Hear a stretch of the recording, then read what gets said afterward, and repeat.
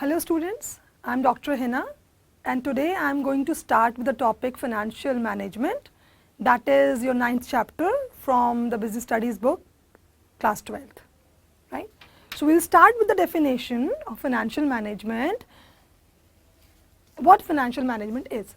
Financial management is the operational activity of a business that is responsible for obtaining and effectively utilizing the funds necessary for efficient operations.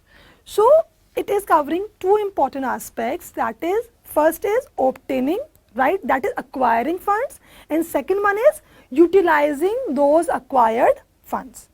For example, if we have to start a business and we require fund maybe of 10 lakh rupees, right. So what are the different sources from which we will acquire, we will procure those 10 lakh rupees, and how we are going to invest those 10 lakh rupees in such a way that we should get higher rate of return, right. So that is financial management, means how we are managing finance or money which we have in our hand for running a business, fine. Now the next question arises, why do we manage finance? We have money with us, so what is the need of managing that, right? As we have discussed in the first chapter, that is management, there are two important ingredients or components of management, right, which differentiates management from the ordinary things, right. That is, those two important ingredients are efficiency and effectiveness. Fine. So we need to manage finance in order to make activities more effective and efficient. Fine. Now, two important functions of financial management are acquisition of funds or procurement of finance or funds, right. Second one is allocation of funds, means how we are investing those acquired funds. So when we acquire, when we arrange money from different sources, right, we have to make sure that there should be, there should be no higher cost involved in acquiring the money, right. And second one is, if we have acquired the money, right, we have to make wise decisions while investing that acquired money, so that we should be able to get higher rate of return, right, higher profits, right, so that we can further distribute those profits among the shareholders, or we can grow as a business, fine. So to increase the efficiency and effectiveness of business activities, we need to manage the finance as all other business activities, all other business activities, they depend on the money we have, right. Without money, nothing can happen, fine. So for all business activities, we need finance, we need money to be managed well, right. Now the next question is, why do we need finance? Why do we need finance? Abhi we have discussed that why we have to manage finance. Now the second question is, why do we need finance? पैसे की ज़रूरत क्या है हमें? Why do we need it? Fine. We need finance for, you must be knowing that while starting a business, in the life of a business, there are various stages. There are various stages through which a business run, right? So these three stages are establishment, growth, establishment, survival and growth, fine. These three main stages of any business are establishment, survival and growth. So we require money or finance for establishment or to start a business. To start a business. For starting any business, we require money, because without money we cannot arrange those other factors of production, labor, land, right, or labor, land, or any other thing we cannot arrange, right. Second one is to run a business. To run a business, that is survival.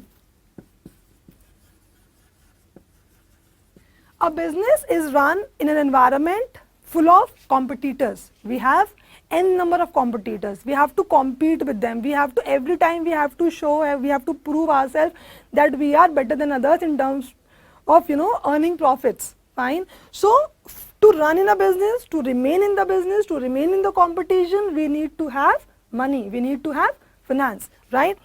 Third one is to expand, to modernize, and to diversify. Why we need to innovate? Why we need to be creative? Why we need to expand, grow? Why we need to diversify? We need to diversify, we need to expand in terms of growth. If a company is earning, surplus profit, extra profit, right? So that particular business, they utilize that profit for the expansion purpose, for the growth purpose, right? So for that also we require finance, or we require money, right? Now the fourth one is, we have to buy certain assets, right? We have to buy certain assets. So to buy assets, we require finance, money, right? Now there are different kind of assets, right? There are two main categories of assets, that is tangible assets and intangible assets. Tangible and intangible. Now, what tangible assets are? Tangible assets are which we can touch, right? For example, furniture, building, these are the tangible assets. We can touch them, right? Intangible assets are which we cannot touch, but we can feel their presence. For example, trademarks, patents, right? So for acquiring these assets, for purchasing these assets, we require finance, we require money, right? Now, next one is to run day-to-day business activities. Now, what are the day-to-day business activities? The day-to-day business activities are that we have to pay salaries, we have to pay wages, we have to buy stationery, we have to purchase raw material, right? So for all those purposes, we require money, we require finance, right? So to conclude, we can say that we require finance for establishment, survival and growth, purchasing assets, and to run day-to-day business activities, we need finance. Okay. Now let's move on to the next topic, that is functions of financial management. What are the major functions of financial management, right? For before managing finance, first we have to identify, or for example, for running any kind of business, for starting any kind of business, first we have to identify that what amount of money do we require. Fine. हमें कितना पैसा चाहिए? How much money do we require? So first we have to identify based on the size of the business, maybe the size of the business, we identify the need of finance. How much money do I require? For example, if I have to start establishment, I have to start a business, and for starting that business I require 1 crore rupees, fine, and I have 50 lakhs in my hand, right? So the rest amount which I require, that I will acquire, that I will raise from different sources. Okay. So identify the need of finance, how much I have, how much I need. Okay. Now the second one is to identify various sources of finance, right? We have to, after identifying the need of finance, now we have to identify various sources from where we can raise funds. Ideally, there are two sources of finance, borrowers fund and the shareholders or equity fund.